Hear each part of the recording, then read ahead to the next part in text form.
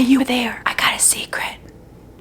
The secret is the feeling. So if you know anything about Neville Goddard, he said in his teachings, the secret to having your wish fulfilled, that desire that you have inside, whether it be a relationship with somebody, whether it be an amount of money and financial abundance, maybe about a job that you love, whatever it is, that wish that you want to be fulfilled, the secret to getting it is the feeling. However, you might be coming across blocks. You're trying to feel this feeling. It seems like there's a big secret to actually feeling the secret, which is the feeling. So how the hell do you get momentum and start gaining traction to feeling something you've never felt? And what is it that could be blocking you right now? Well, in this video, we're going to break it all down. I'm going to help you see what would be blocking you so that you can remove it and step into that secret and tap into the secret of the feeling so that you can have that wish fulfilled. My name is Abby and welcome to this video. We are going to be talking about the secret and the feeling, and most of all, what could be blocking you and what's the most common block.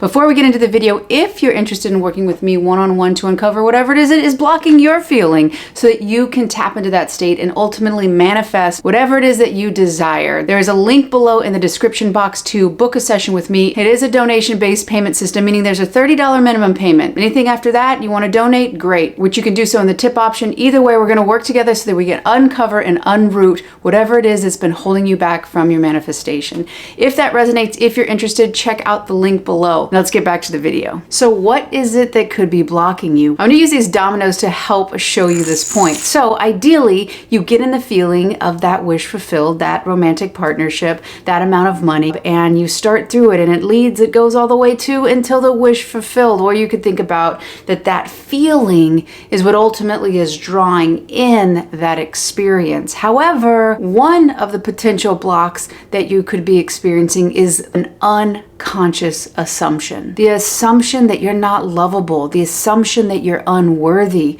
potentially that you'll always live in lack, that something inside of you is giving permission and consent for that assumption about you to be true. So you cannot have consciously the desire for the feeling and have an unconscious assumption that you're unworthy. Those don't resonate. You might try for a bit and that might be what you've been experiencing. You're trying to tap into the feeling and then boom, something comes out of nowhere and you can't maintain it.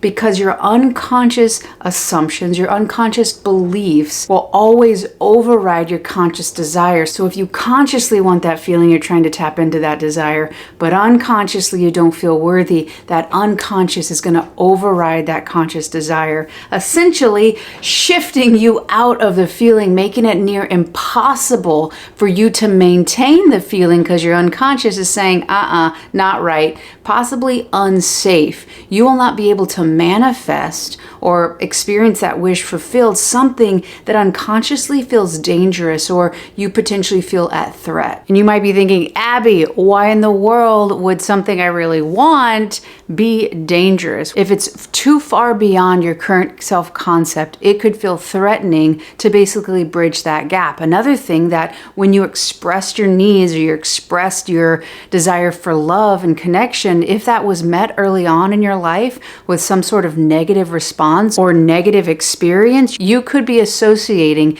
getting that desire met with something negative. So until you make conscious what is unconscious, it will continue to rule your life and you'll call it fate.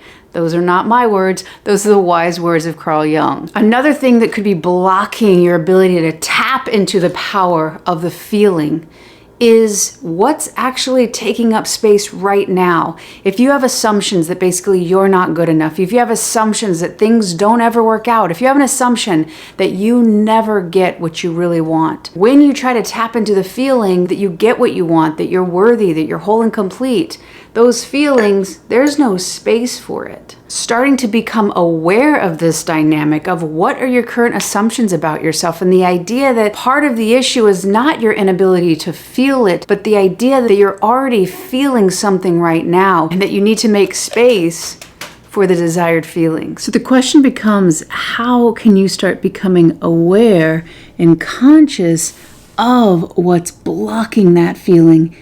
Not only become aware of it, but remove it so that you can see the power of the feeling. First, I want you to understand the idea of faith. Faith is loyalty to the unseen reality. And as you know, if you've watched other of my videos, I love etymology because I think there is an absolute power to understanding the origin and also what energy was created with certain words. And we look at loyalty, we look at the Latin word legalis, which basically means abiding to law. So what I want you to think about before we even get into the 3 ways that you can remove these blocks is which law, which self-concept are you abiding by? You can only be loyal to one. So if you're holding on to a loyalty that isn't serving you, how can you let that old one go? Well, the first thing you can do is become aware of it. Yes, I know, it sounds so simple. And oh God, Abby, it can't be that easy. If I'm aware of it, then what? Then I'm aware of this thing that I don't want. The thing that you can do to really start understanding is write out the thoughts, the feelings, the ideas, the beliefs, the behaviors of your old self-concept. And no, this is not to sit there and ruminate, and no, thinking of this stuff will not then magically manifest. This is so that you become so aware of when you're in the old self-concept and those old feelings that are basically going to block you from tapping into the feeling, to tapping into the power to leverage that. Dr. Joe talks about this, how important it is to recognize the behavior you're looking for so you become so conscious to it that you're conscious in the moment when you're doing it, so you move away from it. By contrast, I want you to write down the thoughts, the feelings, the behaviors, the beliefs of that self-concept of you, and start to really have metacognition, which is basically you thinking about what you're thinking about. What version are you in? Are you in the old or are you in the new?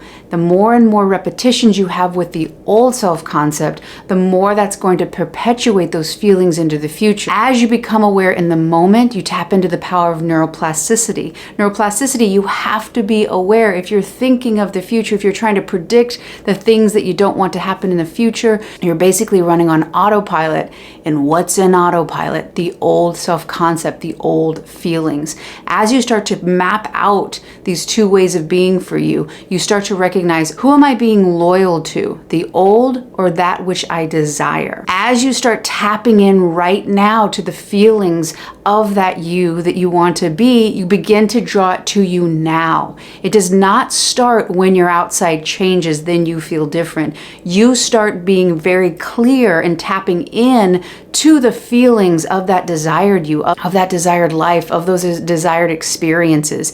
You start basically feeling those now, and it's a call to the universe to say, hey, send that here, the people, the places, the circumstances that align with those feelings. You don't wait until your outside changes. You start now, and that inner change is reflected in your outside world. The second thing that you can do to help remove the blocks from feeling, which is the secret, is surrender.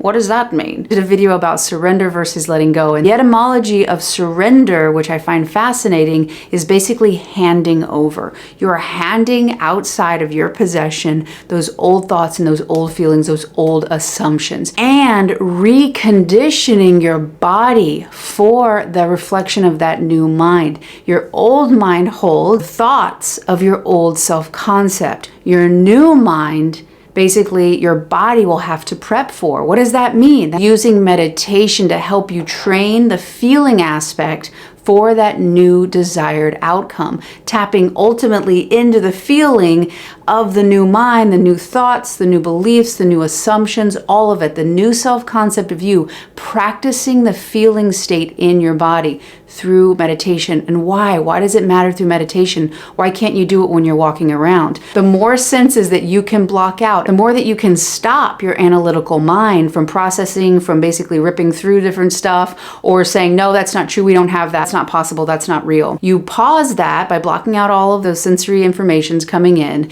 You practice in your body the feelings. And another thing too that's big with Dr. Joe's work is you can't sense of something and think. You can't sense of your hand. Right now, I'm having a hard time sensing on my fingers and trying to talk to you. I can't do it. My attention's here.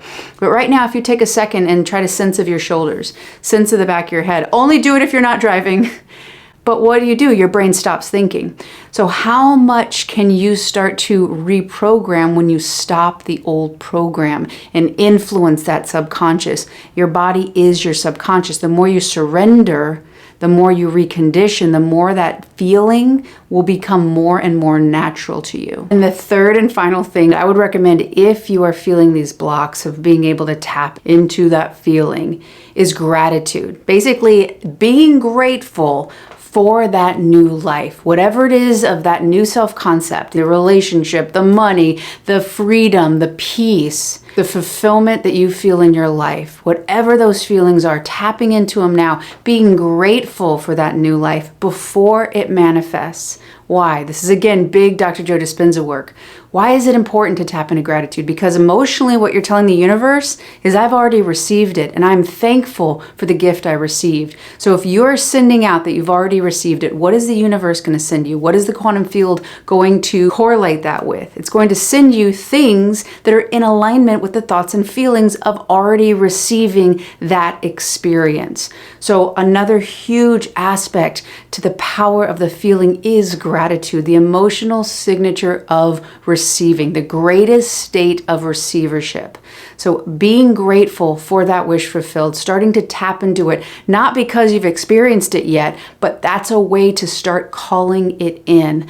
How can you start to begin the practice of being grateful for something that you've only felt in your body? The more you detach from the reason you feel it and the reason you're grateful is because you've received this thing, and the more you start having gratitude now, you are the cause to the effect in your life. You are the origin to whatever comes into. Your life is a mirror. So as you start to radiate, I've already received it. I'm so grateful. Thank you. What is going to come in and be reflected in your outside circumstances? That wish fulfilled. Tapping into that in and drawing it to you. I really hope you've enjoyed this video. If you have, hit that like below. It really helps spread the message. If you haven't already joined this family, get on over here, hit that subscribe. And if you really like this video, I'm going to recommend this one next. It's going to teach you about how to feel that feeling after you started working on removing these blocks. I love y'all, and I'll see you on the next one.